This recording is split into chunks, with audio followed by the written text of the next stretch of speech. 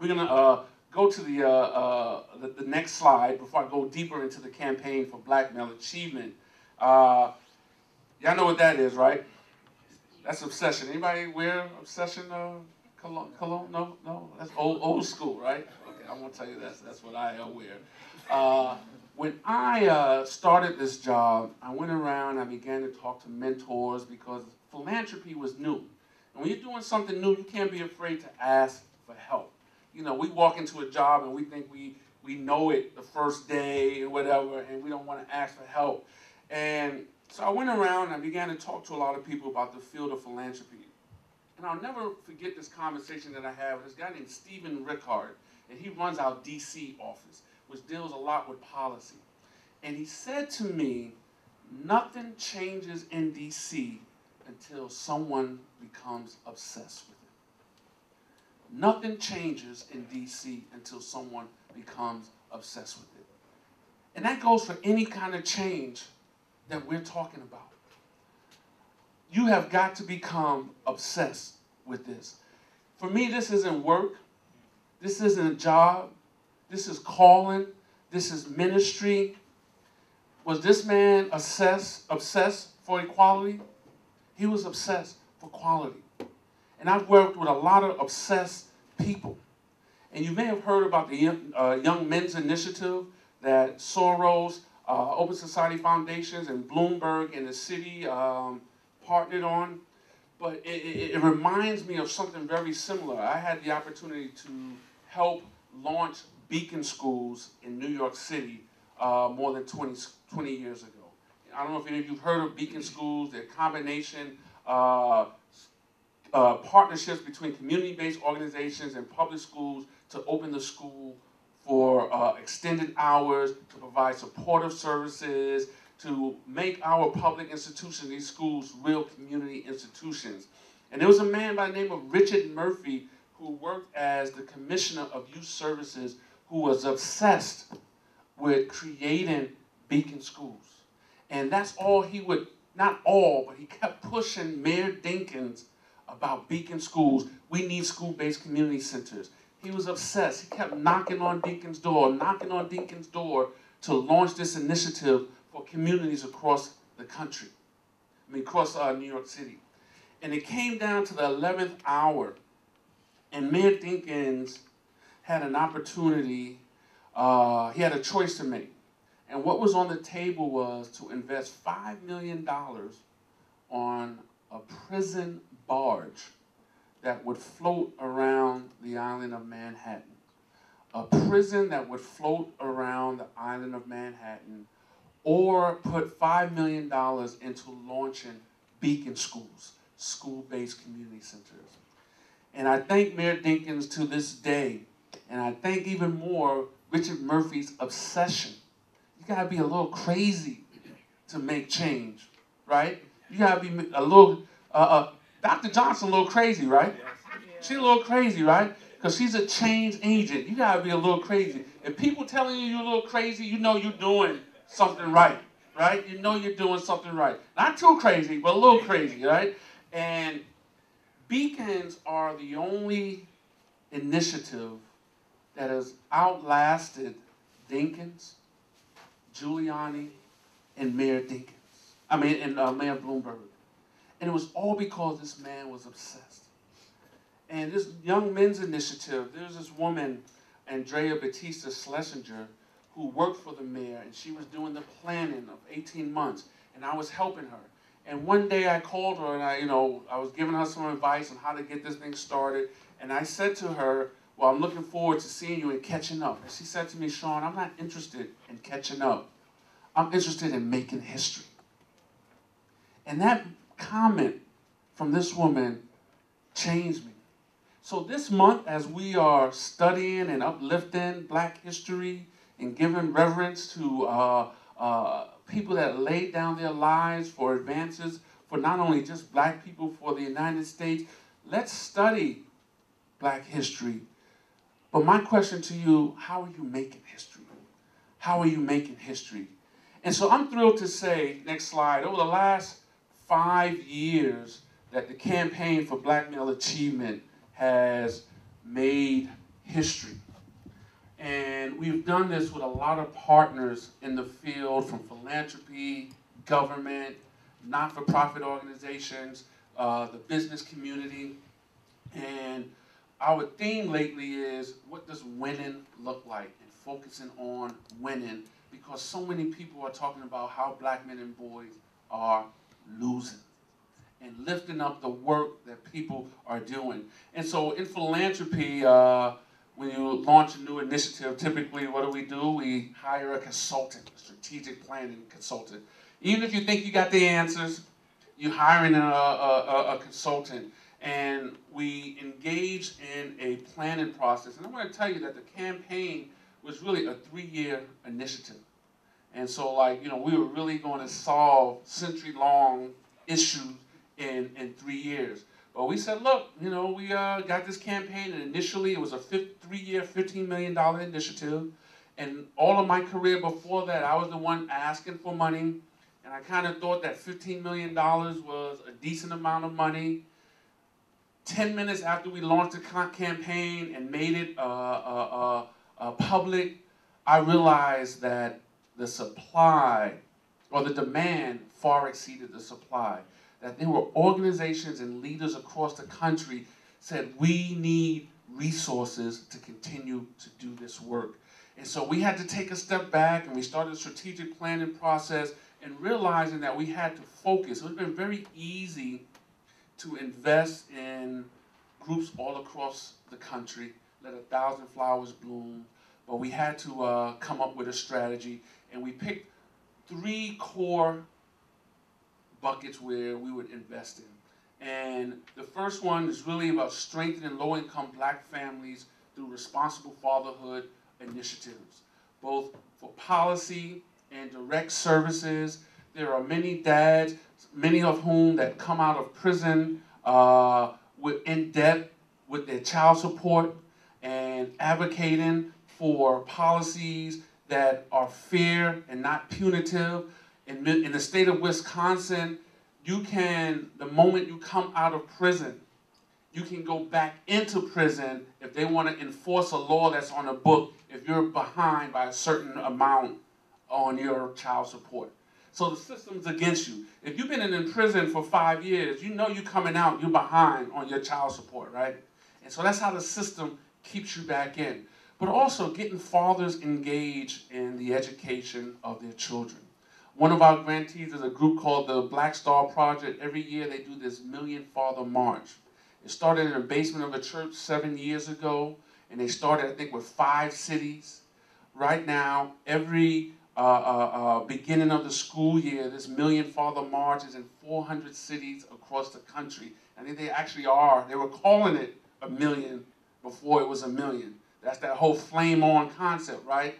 And so they get dads to take their children to school the first day, but there's this organizing kit. You show up to school, and then there's organizers there that are other fathers that say, you know what, you should consider coming to the PTA.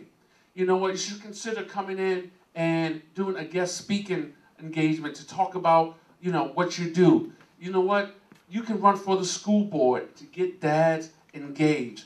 One group that we invested in Baltimore is the Center for Urban Families, that this guy named Joe Jones that runs this amazing organization that works with thousands of fathers in Baltimore with job training, getting them jobs, helping them that are formerly incarcerated, but most importantly, getting them engaged with the children in their lives. And they don't have to be with the mother, they don't have to be romantically involved, but it's powerful when your father is involved in your life. Can anybody in here attest to that? Anybody grow up without their dad, and then their dad come into raise your hand if you didn't grow up with your father, Okay. Well, what, only the people that had fathers in their life got seats? Is that the way, everyone's standing over there? But it's a powerful thing. And so investing in responsible fatherhood, but also this strategy is not just about black men and boys. It's also, that's our point of departure, narrow lens. The wide angle lens is about community building, supporting single mothers that are raising boys, several strategies like that. investing in groups that are organizing the LGBT community and teaching young people about masculinity and being sensitive to different sexual orientation, and having gay black men advocate for black male achievement, getting circles and groups and retreats with gay and straight black men, and how can we partner. We have one of our initiatives we launched as a fellowship, and one of the lead fellows is doing that work in this organization called Brown Boy. And so our second goal was to ensure that black boys have the opportunity to excel academically, to prepare for college, and to learn skills essential to earning a living wage. And I would think if there was just one thing that we can invest in, it would probably be that. When you look at the data and you see that 47% of black boys are dropping out of high school, and out of those that are dropping out, 1 out of 3 are likely to end in the criminal justice system. One new upstream strategy that we've looked at is looking at grade level reading, where boys are reading by the time they finish 3rd grade. And the research shows that low-income black boys are reading at grade level by the 3rd grade only 12%. And whether you're reading at grade level by the end of the 3rd grade is a greater predictor almost than anything else than future success. And so we're investing in that strategy, which also entails parent organizing, it also entails looking at summer learning laws, because our boys are starting behind and don't get a chance to catch up. So we have to, and then they fall behind during the summer. And also looking at attendance and monitoring attendance data, because if you're not in school, you can't learn. The 3rd strategy is investing in strategies around work.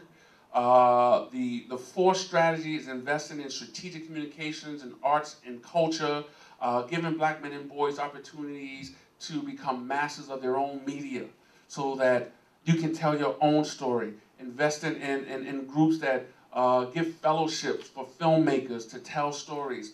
Investing in arts and culture initiatives. There's this film out called American Promise that has chronicled the life of 2 black boys that went to the school called Dalton, and the challenges that they were facing and their parents were facing. And it just went to Sundance, and it won what's called the Jury Prize. But how do we get positive framing messages out into the community? And also, the last thing is really, how do we serve as a catalyst in the field of philanthropy? Like I said, I thought $15 million was a lot of money for 3 years. And for the work that we're doing, it feels like we're shooting BBs at aircraft carriers.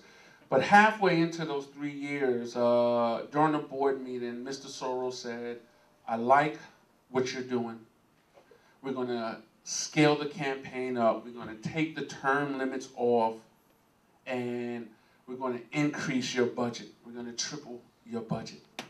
And that was a bold act for a bold leader, because at the time there were not many people declaring black men and boys as an issue that they want to lead in. And in this report that you have here, another foundation executive, Dr. Bob Ross, he leads a foundation in California called the California Endowment. He talks about that this issue is a complicated, thorny issue that philanthropy needs to invest in and not run away from.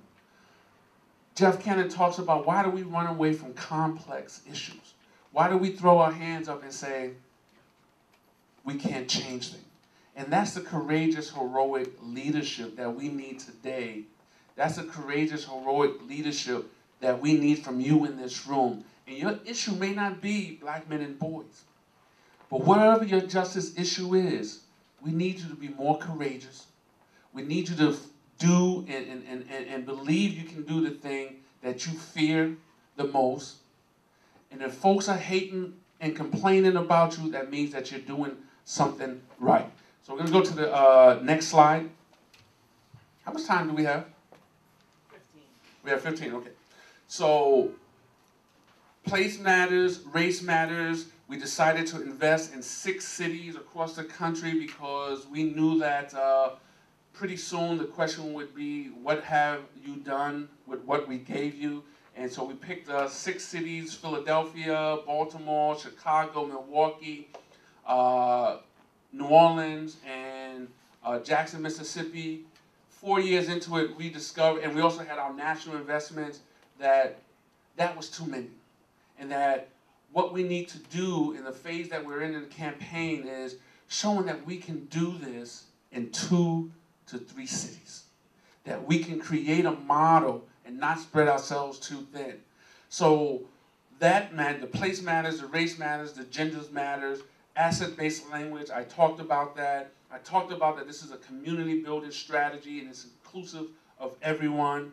And it's also that it combines both direct service and demonstration projects and also policy advocacy. It's not an either or. We need policies, but we also need to support the organizations that are doing direct service, working directly with black men and boys, like mentoring organizations, after-school organization.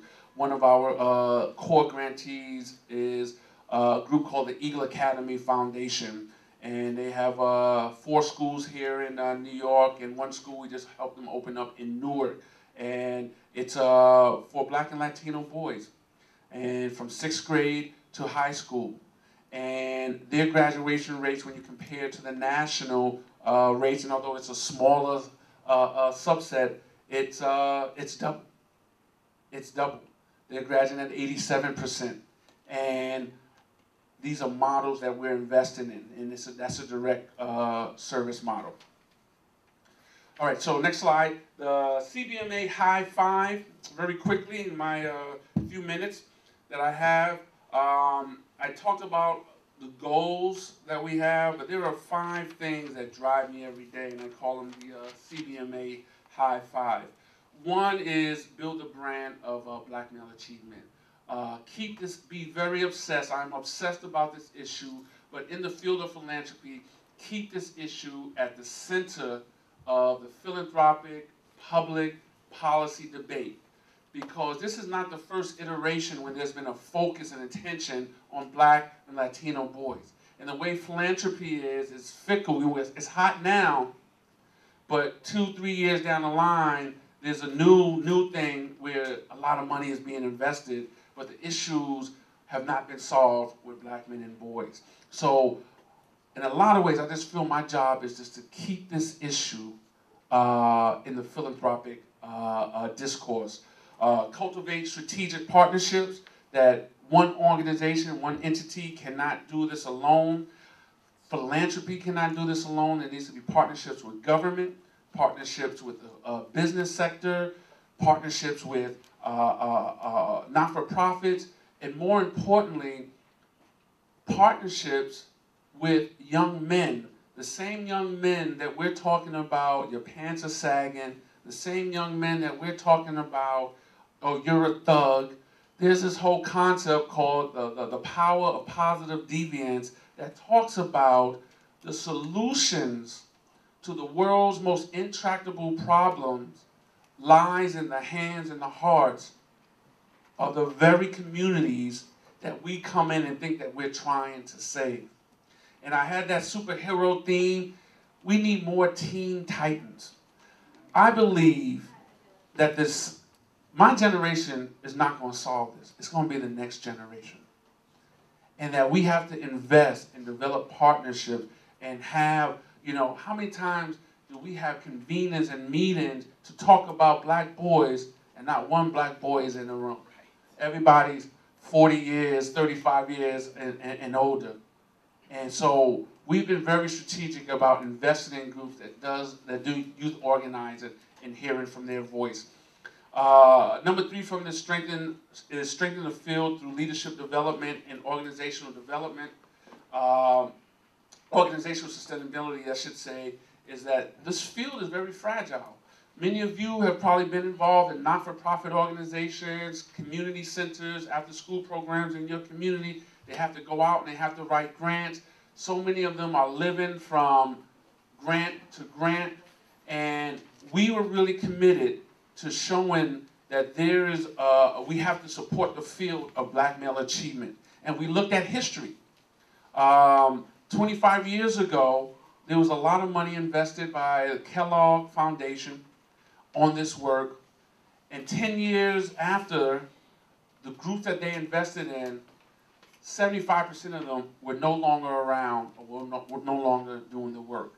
And so we got to stop starting from scratch. So we started this thing called the Leadership and Sustainability Institute, where we're building the capacity of organizations.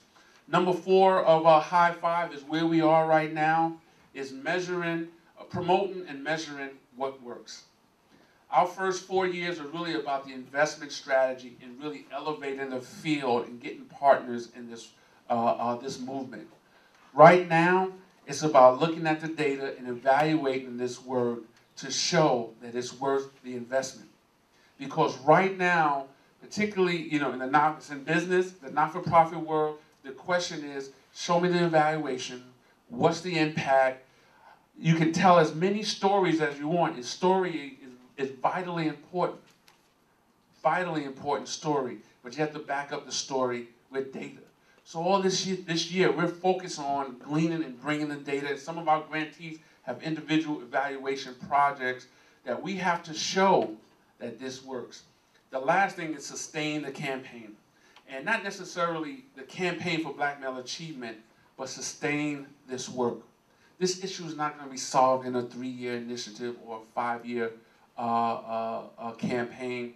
In this report, George Soros writes in the afterword that this is a generational problem and it requires a long-term commitment. Next slide. So my vision moving forward is to transfer the campaign for black male achievement to what I'm calling the Corporation for Black Male Achievement. And the Corporation for Black Male Achievement would be an endowed philanthropic social enterprise that can lean into this work for the long haul. And what you see here, I keep journals, and last year I wrote down, this was a flame on. It doesn't exist, right, already, but I wrote in my journal, established 2012. That was a flame on moment. I said, I'm going to do this. I was saying it to myself in small groups of people for 2 years, and I said, I got to put it out there. And one night when I came home and I put my journal down, one son, Cameron, he wrote on there by Cameron Dove. And I saw that the next morning. I was like, wow, God telling me something, right? I got this vision for this campaign, this Corporation for Black Male Achievement, and my son, he don't know what it is, and he wrote his name on it. And my twin boys are a little competitive, and so when Caleb saw that Cameron wrote by Cameron Dove, he wrote Caleb, but what he did was put a little heart. He said, Daddy needs some love. He coming home stressed out, talking about work, and he gave some love. But it's really the work that I'm doing for their generation and for their children and for my sons. It's real personal. And I'm often asked, what does winning look like? Next slide. So some people would think that this is what winning looks like. And this was the day that the Young Men's Initiative was launched in August of 2011. How it happened in New York City, one billionaire being our mayor, called another billionaire, George Soros, who's the founder of our foundation, and he said, will you match me $30 million to launch the campaign for Black Male Achievement, the Young Men's Initiative, and there was a tax levy of additional $42 million, and they launched the most comprehensive citywide, municipal-based strategy to support the outcomes for Black and Latino boys. History. And a lot of controversy. Many folks said, well, the mayor already had a Young Men's Initiative, and it was called Stop and Frisk. And we are investing in strategy. We got an inside game, outside game, and we are supporting advocates against that. But this brought us to the table. But I would say, and so that's, every city doesn't have a $1 billion mayor or a $1 billion philanthropist that wants to invest in the city. So I don't really, that's what winning looks like. But to me, I think the next slide really depicts what winning looks like. All right? And so we need more of that. What is that up there we need more of? Capital. More capital. And no, it's not more capital. It's more innovation. It's more courage. It's more thinking out of the box. And that dollar right there, let me tell you that dollar. It sits in one of my red journal on my shelf. My son Cameron sometimes has anger issues. And he was reprimanded one time, and he went up to his room, and he had his dollar bill in his drawer, and he ripped up this dollar bill. And my oldest daughter, Nia, who's the brainchild of the family, you know, at one point, you know, my other children were saying, well, when I would tell them to do something, they would say, well, Nia said. I was like, who's your father? And Nia came down and she yelled at Cameron. She said, look what you did. You took that dollar bill, it's worthless. You ripped it up. It doesn't mean anything now. You know, why'd you do it? And Maya, my middle child, she's in the middle of superstar Nia, the cute twin boys, and we know middle childs kind of get lost. Maya, all growing up, this was Maya's first semester on the honor roll after struggling. Her first semester, 10th grade, struggling. My wife and I crying. But Maya picked up those pieces of that dollar bill, went and got some tape, and taped the dollar together, and came to me and said, Shawn, here, Daddy, here's the dollar. And that just struck me that she could think out of the box. We have black men and boys across the country that feel and are treated like that ripped up dollar, that have no value. And what we need is more innovation, more initiatives. Philanthropy is not going to solve this problem. That we need healing. And I'm a firm believer that we can put as much money in communities across the country that we want, but if it doesn't come with the healing and the revival of hearts and minds and souls, all that money is not going to mean a thing. So this is what winning looks like to me, and I thank Maya for that. Also, what winning looks like to me, my first hero is Muhammad Ali, and that's what winning looks like to me. And Muhammad Ali shocked the world when he knocked out Sonny Liston way before most of all of you were born.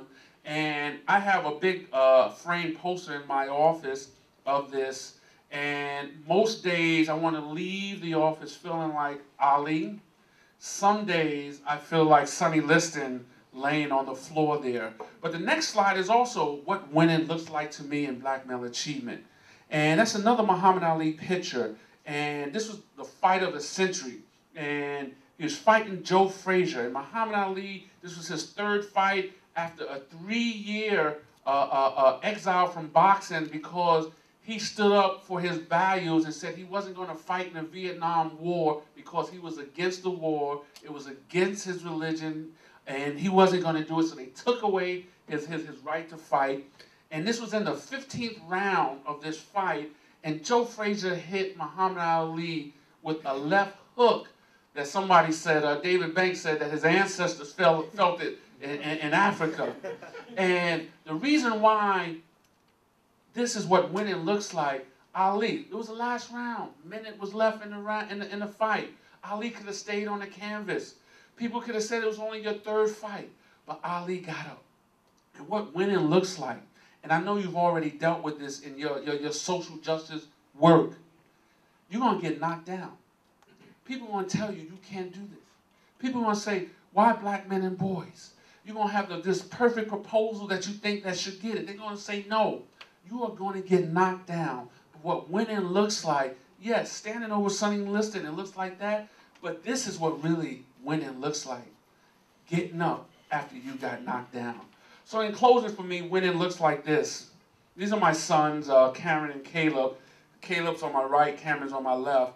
And this is President Obama's Father's Day speech in 2010 in Washington, D.C. And I was invited to sit in the gallery behind the president when he made his speech. So me and my sons, we took a road trip. I live in central New Jersey, and we drove down to D.C., We hung out in a hotel. We ordered pizza in. They were really excited because the TV had a video game that they could set up. And the next morning, very early, we had to be in a southeast D.C. And there was a program before the president got there. There were panelists. Eric Holder was there, Secretary of Labor, the guy Joe Jones that I talked about, just talking about the importance of fatherhood. And this picture was taken before Obama came on stage. And as it were, and these children will do this, the moment Obama came on stage, and I'll see, we're in the gallery behind, you know, so CNN and everything. The moment Obama came on stage, both my sons fell asleep. Not one, I got twins. It was like both of them. And so I'm embarrassed that they're sleeping on the president, this fatherhood speech, and I'm trying to nudge them to wake up, you know. And all I can see is, you know, a shot from Fox News. Obama bores black boys to sleep with his fatherhood speech. And I'm all embarrassed and I'm kind of upset with my boys, but they've been up early and they were tired. But I was thinking about how they're making daddy look. They're embarrassing me. And so I'm driving back on I-95. I'm kind of like, God, man, y'all fell asleep on the president. But they weren't talking about meeting Obama. For them, until this day, almost 3 years later, Daddy, you remember the road trip that we took? Remember we were in a hotel, it was just us and the pizza? And it was really about the relationship of me being present for them as a father. And the campaign for Black Male Achievement is really so much centered on that. And while it's about structures and dealing with structural racism and systems and programs, it's really personal and giving dads and sons an opportunity to experience something that so many of us take for granted. They weren't talking about Obama. They were talking about Shawn, Daddy D. And so I'll just close with another quote from the book that I highlighted, Where Do We Go From Here, Chaos or Community? And yes, there is chaos all around us, but there is, like the sister said, like the brother said, there's also community around us. We need to lift and focus on communities. And where you see chaos, do know, find the opportunities in chaos. There are golden opportunities in chaos. And Dr. King says, and where do we go from here, chaos or opportunity? He says, in any social revolution, there are times when the tailwinds of triumph and fulfillment favor us, and other times when strong headwinds of disappointment and setbacks beat against us relentlessly. We must not permit adverse winds to overwhelm us as we journey across life's mighty Atlantic. We must be sustained by our engines of courage in spite of the winds. This refusal to be stopped, this courage to be, this determination to go on in spite of, is the hallmark of any great movement. And you all are part of, whether you know it or not,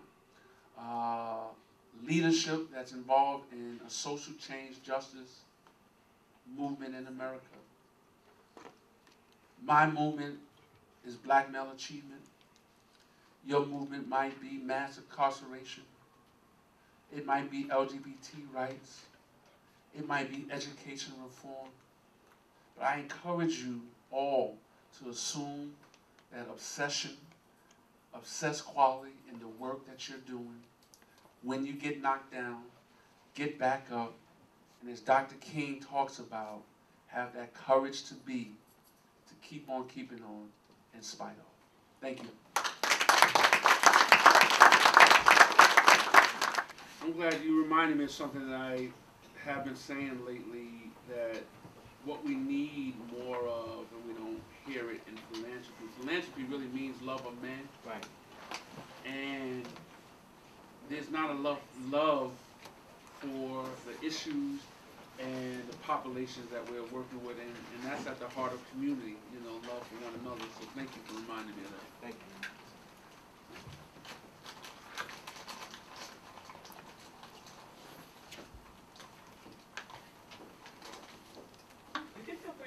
I always have a lot of questions.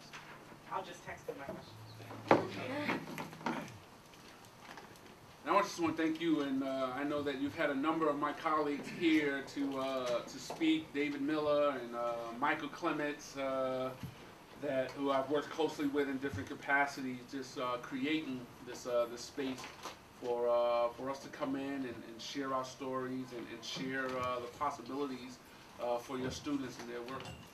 Well, I really want to thank you. I know many of the students have other classes, but one of the things I'd like to, for the Pinkerton Fellow, I don't know how many of you are aware of the Pinkerton Fellowship, but it's a real opportunity to be engaged with notions of justice. So Shawn knows that my obsession is with the health and well-being of low-income women and girls, and we exist in communities with black men, and we have to work together. So this notion of community building is really crucial to me. I am, of course, I was saying to Marcus at the, I always, even though his name is Maurice, at the elevator, is that crazy comes before Janice every time somebody introduces, because of this obsession of creating a world where all girls and all women grow up to be healthy. But why in the Pinkerton course, it was so important to have a black male in justice and to bring black men to campus in a way that was visible and in a way that is acknowledged, is because we often have this one-dimensional perspective of black men. And who better yet to tell the stories of black men than black men themselves, right? And in a place like John Jay, which we say we educate for justice, this is our opportunity to do just that in a way that translates and transcends the boundaries. Because John Jay, the institution, exists in New York City, and New York City exists in the United States, that exist in this world. So the issues that we're facing around black men, the issues that we're facing around justice and inequality transcends this globe.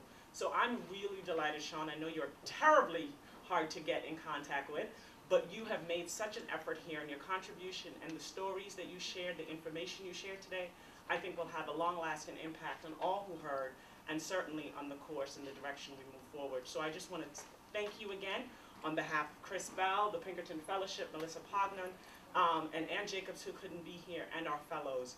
So, and all the sponsors. So we have the Urban Male Initiative, and we have the Center for Race and Justice. So thank you, and of course, sociology.